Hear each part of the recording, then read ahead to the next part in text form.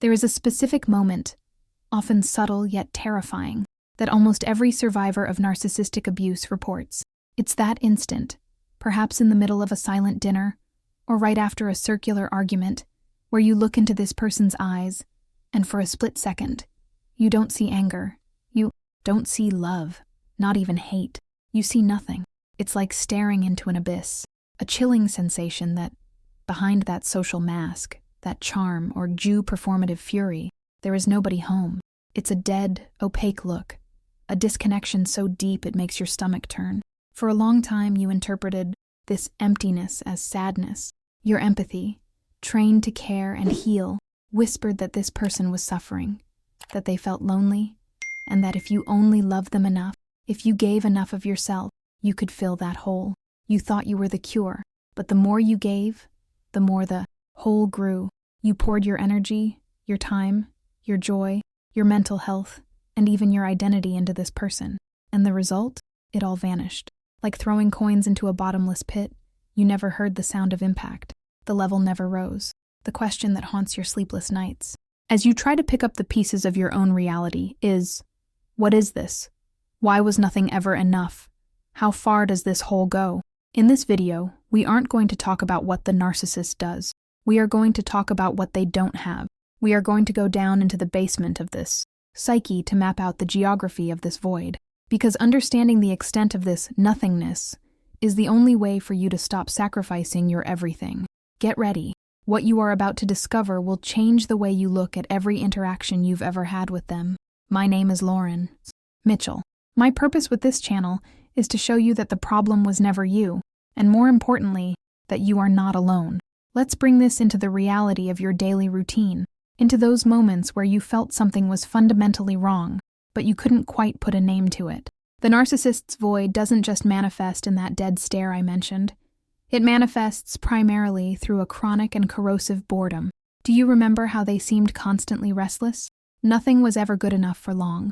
If you were at home, they needed to go out. If you were at a party, they wanted to leave, or needed to be the center of attention.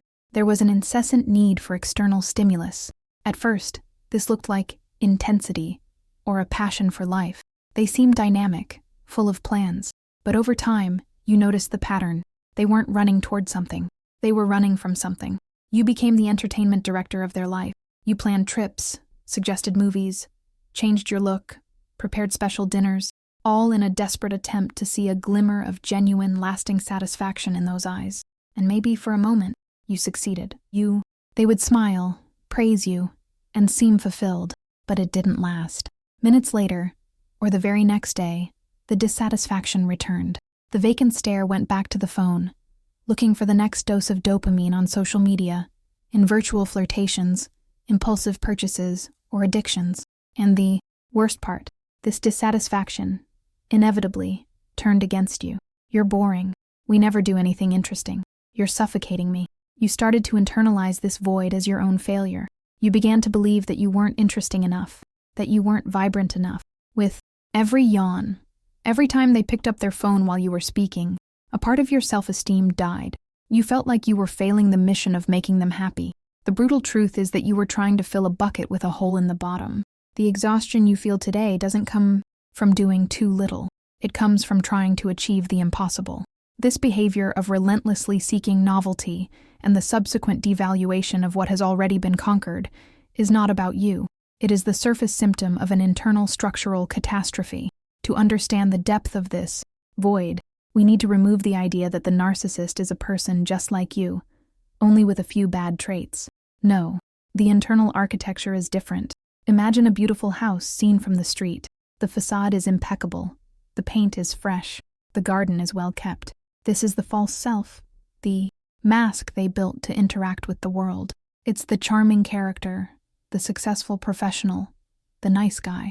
When you met this person, you were invited into this house. But as you walk through the front door, you're faced with something shocking. There is no furniture. There are no interior walls. There are no personal photos.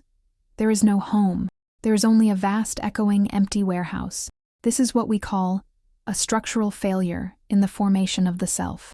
Most people develop, throughout childhood and adolescence, a real self.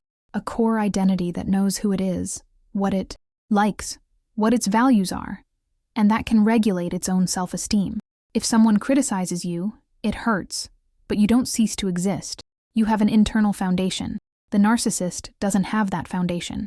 At some point in their development, the real self was aborted, hidden, or atrophied. What remained was the void. To survive this terrifying vacuum of non-existence, they built the false self. Therefore, the narcissist's void isn't a passing sadness or depression. It is an ontological absence. That is why they mimic. Have you ever noticed how they copied your tastes, your phrases, or how they completely changed their personality depending on who was around? They are a chameleon not out of clever strategy, but out of a need for survival. Without an environment or a person to mirror, they have no shape. When they are alone, with no one to validate them or for them, to control, they feel they cease to exist. The void is the sensation of imminent annihilation. This is where your confusion starts to clear. You were trying to connect with their soul. You were trying to have deep conversations, emotional intimacy, but you were trying to connect with a reflection, with a mirage. There was no one on the other end of the line. The void extends all the way to the core. There is nothing hidden deep down waiting to be rescued. The bottom is the void. If the narcissist is this empty house, how do they stay alive and functional? How do they have the energy to seduce, manipulate, work, and destroy? This is where the mechanical function of the void comes in. It operates as a consumption engine. Think of a black hole in space. It's not just an empty place, it's an active gravitational force that devours everything around it to sustain its own existence. Light, matter, entire planets are sucked in and disappear. The narcissist functions the same way. The inner void generates constant agony, a background anxiety that needs to be silenced. The only thing that silences this void temporarily is narcissistic supply. Narcissistic supply is any form of attention, validation, admiration, fear, or control that comes from the outside. When you praise them, you throw a little fuel in the tank. When you cry because of them, you throw in fuel, because it proves they are powerful and affect you. When you fight, argue, and try to explain your point of view, you are giving high-octane supply. The void dictates that they are a perpetual consumer. They don't relate to you, they consume you. This is why the love-bombing phase ends. It's not that they stopped loving you, it's that, mechanically, the novelty wore off. The supply you offered, that initial adoration, lost its potency. They got used to your flavor. The black hole is still hungry, but what you offer no longer satisfies it. This explains the cheating. It explains the excessive pornography. It explains the rapid switching of partners. The void demands novelty. It needs a new source, a new mirror, a new battery. You, as a partner, are not seen as a human being with needs and feelings. You are seen as an appliance, a toaster. As long as the toaster makes toast, it's useful. If the toaster burns the bread or stops working, meaning, if you get sick, set boundaries, or ask for reciprocity, it is discarded and replaced. There is no emotional attachment because there is nowhere for attachment to take hold. The void holds on to nothing. Everything that goes in drains out. This is why they have no effective memory of the good times you shared. Those moments were just meals. And who remembers a sandwich they ate 3 years ago with fond nostalgia? Now we come to the most painful and, paradoxically, most liberating point of this analysis. If the narcissist is the void, why is it you who feels hollow, lifeless, and without an identity now? Why, after the discarding, or during the devaluation, do you feel like you've lost your soul? This is no accident. It is the narcissist's ultimate defense mechanism: projection and projective identification. The narcissist's inner void is unbearable. It is a place of shame, fear, and death. They cannot deal with it. So, what do? They eject this toxic waste outward, and the container for that waste is you. Through constant criticism, gaslighting, the silent treatment, and contempt, they psychologically transfer the feeling of being nothing onto you. Watch the dynamic. They treat you as if you are invisible. They treat you as if your opinions have no value.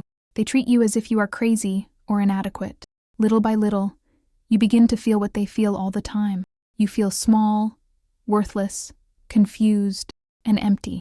The moment you are on the bathroom floor, crying, feeling like a nobody, the narcissist looks at you and feels a sudden relief. They feel superior, in control, full. It's like a reverse blood transfusion. They drain your vitality and pump their void into your veins. They need you to feel like trash so they can feel like a treasure. They need you to be the crazy one so they can be the rational one. They need you to carry the void so they can walk lightly. Understanding this is the master key. The pain you feel, this sense of annihilation, that you are worth nothing, that isn't yours. That is a cursed gift they forced you to hold. You are carrying their emotional baggage. Give it back. Now that we have mapped the extent of this void, the picture becomes clear. The narcissist's void extends from the core of their being to the way they interact with every human being on Earth. It is infinite, it is structural, and it is unchangeable. You spent years trying to plant flowers in soil made of concrete and salt. You thought if you watered it more, if you fertilized it with more love, something would grow. But the nature of concrete is to be sterile. The click today is not about how to fill their void, but about accepting that the void is their nature. There is nothing you could have done differently. There is no version of you, prettier, wealthier, more patient, quieter, that would have been able to fix this, because you were trying to solve a problem that wasn't created by you, and that cannot be accessed by you. Their void is a black hole, and the only way to survive a black hole isn't by trying to light it up from the inside. It's by staying as far away as possible from its event horizon. Put down the shovel. Stop digging trying to find water in this desert. Take back the energy you are throwing into this abyss and start using it to rebuild your own house, your own temple, your own self. Because your void is temporary and curable, theirs is eternal. Take a deep breath. It is not your fault, and the healing starts now. Feel free to leave your story, your thoughts, or even a suggestion for the next video in the comments below. Check the link in the description to find my ebook and the benefits of being a channel member. Click the suggested video on the screen to stay with me, and remember, you are light. Never forget to shine.